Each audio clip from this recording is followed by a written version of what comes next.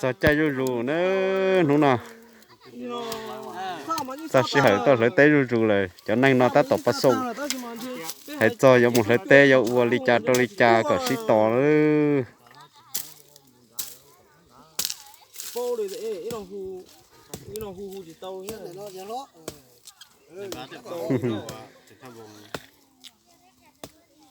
tên nó mặn to ta nữa bỏ tiểu trong đuôi chơi thì nó là như tan trò đi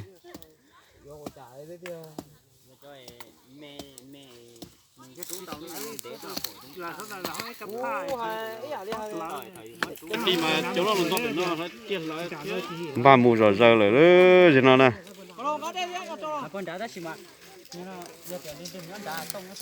nhớ cho chế mù chạy chia cho nên ta tỏ trong ba mù hơi tê tê cứ trâu lắm mua nữa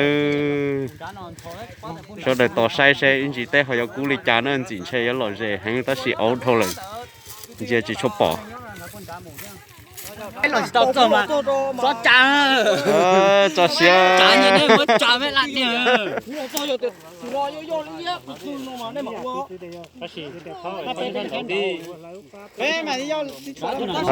phải cho nó phải mãi do nó bé cho một tí à thao bé mà bé thiệt tí lò thao nó mà thao thiệt tí lò bao là bảo là cho ta nữa chúng ta chết là chứ nhưng mà bé lại đi nó phải nó mà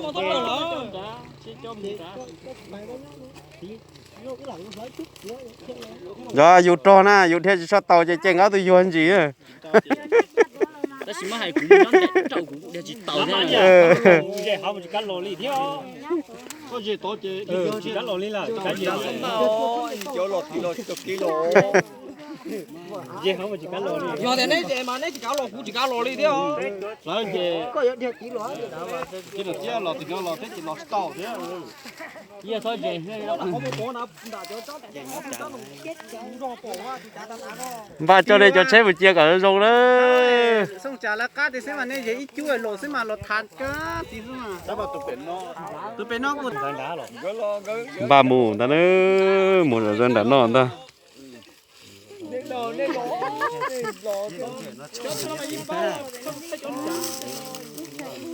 thôi cho nói này cô cho nó nói con này cực kỳ lò chứ bình nó mình trên chúng một cô lấy một chỗ lấy đá lục bên nó đấy mà chứ ngồi chỗ đa rồi cho bắt nó đã non nữa ba đúng chia rồi chứ đã non mà lấy cho đã non lấy chỉ tua ba sông phải non thế mà lấy mà chỉ mà wow xịt chưa ôi chưa cái hả thôi ô bé mà tao không lười rồi tao mà bé chỉ cá một bé bé à cái đã non mà sai cho ba xí này cho phải là anh chỉ mà sai khó chứ trái còn này theo bỏ chứ trắng đi nữa tí nó đó thì nó ta tỏ chi người ta nữa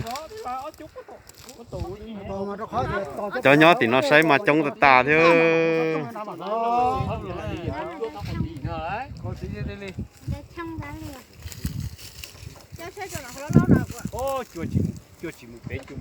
chua một tí theo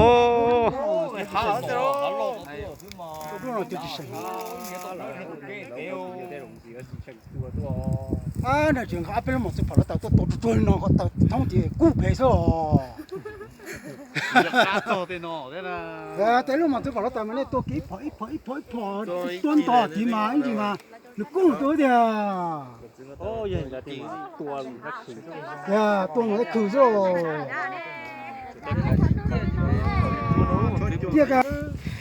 cho tôi xem nó mà chúng ta thế đó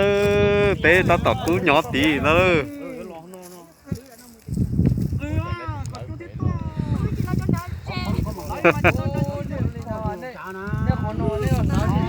cho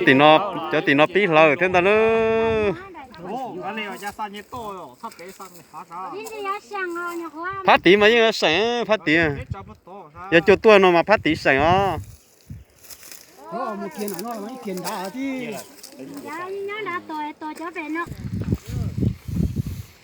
ta tỏ cú lần ta nữa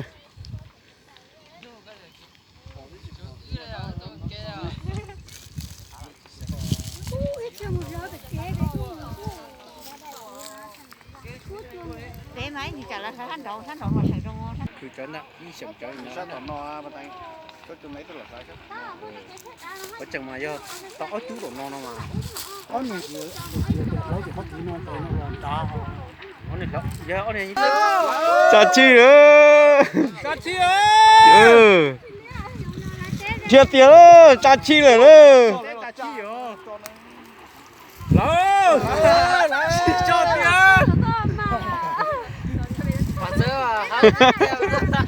Chúa nè tiền cũng đã to ơi. Còn đang lột tàu. chia cả cháy gì đó Ô, tao có tiền cũng có lột tả này. ô tên tàu thong hơn lại chỉ bỏ cá lại có tư lý lại có chú xin để cho món này tôi chỉ cho món này trời ơi tụi nó chết tua à đó chỉ tàu tua Tôi trong gì có gì mà tôi chỉ sợ, có nói cho sợ mà cô. Đi lúc đã ở sao? Muốn mà lấy lột tàu đi à? tôi chi ra đó Chi ra cho tao. Ô, 오늘 아이 둘 다른 나이 자 둘 또 오네. trời ơi nó còn to thế 아니 mà thằng này bán lần đã chị 둘 또 오네. 이 thằng mua tiêu. nha các bạn sao nha Tao hay bị tao đi à. 둘 또. to vậy mà lại rồi thế 또 지크어. to chết tụi nó to to mà lại 또 nó lao tụi nó mua to đấy, tụi nó chỉ khao cháy à, khao nó thằng cầm lấy nó to. ê bà ta này bát nó cầm bột thằng kia thấu cái đó nhà nó thật thì không tả là Tao mà thao phường nha. tao tổ cú rú rú tua lại đó Tụi nó nung ra rồi đi sông đó. Đó chỉ là cái kia à. Tụi nó tụi tao phường tụi nung ra rồi đi sông. Chuột tông đặt ăn rồi. Nó này mang thằng đá đó. Đi sông rồi tụi nó đúng rồi. đá mà lão nó mà yak quá chú nó Cú thì cú chỉ cá một lâu thì cho nên chỉ khóc kề thôi. khó một chân đá đã chuột đấy hay thấy sống mà thấy sáng tối Bây giờ thằng nó lấy nó thế mà chỉ có mà chỉ tham đi rồi.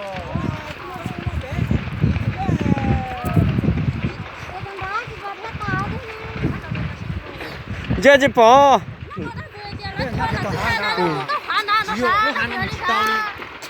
tao là thiệt thật chứ Biết chưa lần nào cá cá nó thế nhưng gì chứ.